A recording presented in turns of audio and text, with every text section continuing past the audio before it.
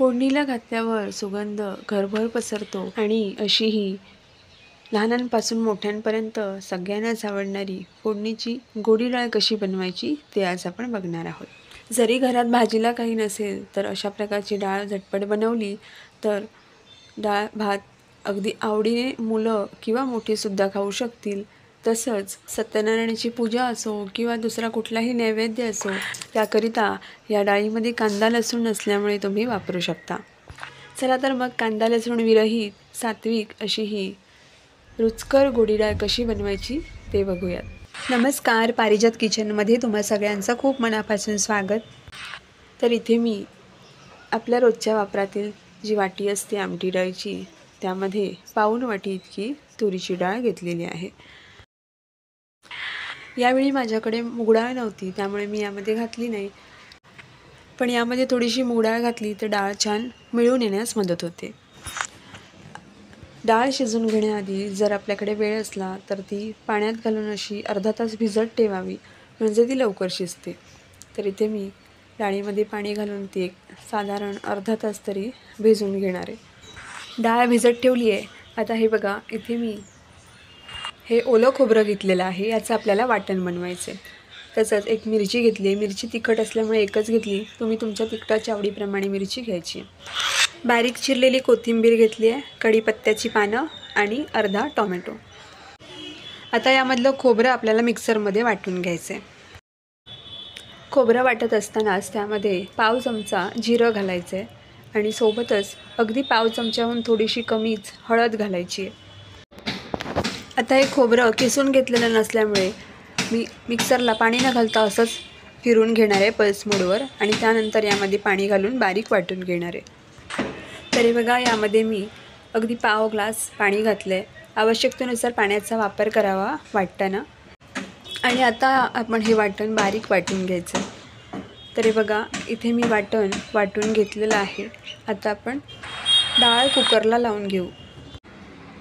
पूर्वतयारी करून घेतलेली असली की आपल्याला जेवण बनवणं सोपं जातं, त्यामुळे आधी मी हे वाटण वाटून घेतलं जोपर्यंत डाळ भिजत होती तोपर्यंत।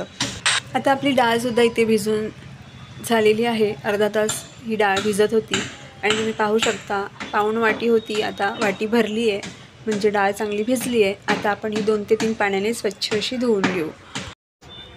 आता ही डाळ मी कुकरच्याच डब्यामध्ये घालून धुवून घेणार आहे, म्हणजे धुणं सोयीस्कर होईल। तर अशाच प्रकारे 2 ते 3 पाण्याने स्वच्छ अशी ही डाळ मी धुवून घेणार आहे। आता डाळ धुवून घेतल्यानंतर यामध्ये पाणी घालायचं आहे। आता डाळ शिजत असतानाच यामध्ये चिरून घेतलेले टोमॅटो, मिरची घालून घ्यायची। तसंच पाव चमचा हळद घालायची, हिंग घालायचा थोडासा आणि 1 चमचाभर तेल घालायचं आहे, जेणेकरून आपली डाळ छान शिजेल। आता ही डाळ मी कुकरमध्ये भाताच्या सोबतच लावून घेणार आहे। तरी बघा, डाळ आता कुकरला लावून घेतली आणि मस्त शिजली आहे डाळ। आता ती आपण फोडणीला घालून घेऊ।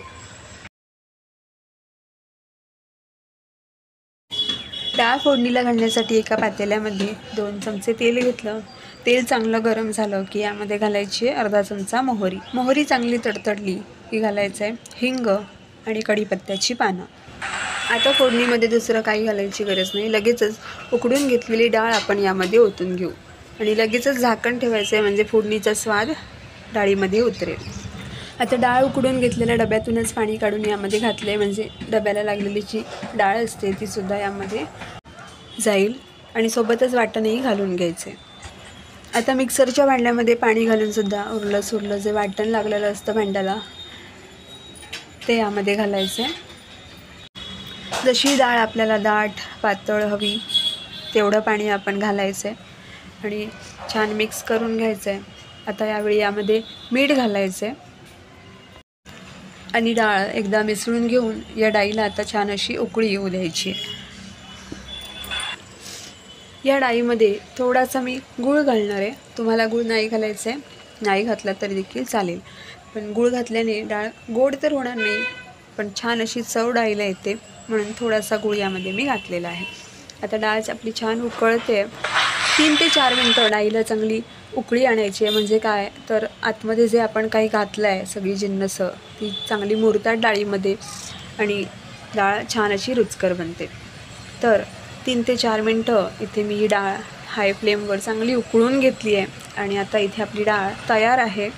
यावर आता बारीक चिरून घेतलेली कोथिंबीर घालायची आणि गॅस बंद करायचा. तर या पद्धतीने आपली कांदा लसूण विरहित सात्विक अशी जी आपण नैवेद्यासाठीही वापरू शकतो अशी रुचकर गोडी डाळ बनून तयार आहे. गरमागरम अशा वाफाळत्या भाताबरोबर सोबत पापड किंवा लोणचं असलं तर अशा डाळीबरोबर भाजी नसली तरी देखील चालू शकते. ही डाळ इतकी अप्रतिम होते, रुचकर होते चवीला की याबरोबर काही तोंडी लावणं नसलं तरी देखील लहान मुलांपासून मोठ्या माणसांपर्यंत सगळीच अगदी आवडीने ही डाळ भात खाऊ शकतात. तर तुम्हाला आजची रेसिपी कशी वाटली, आवडली असेल तर नक्की लाईक करा, जास्तीत जास्त शेअर करा. तसंच चॅनलला सबस्क्राईब केलं नसेल तर सबस्क्राईब करा.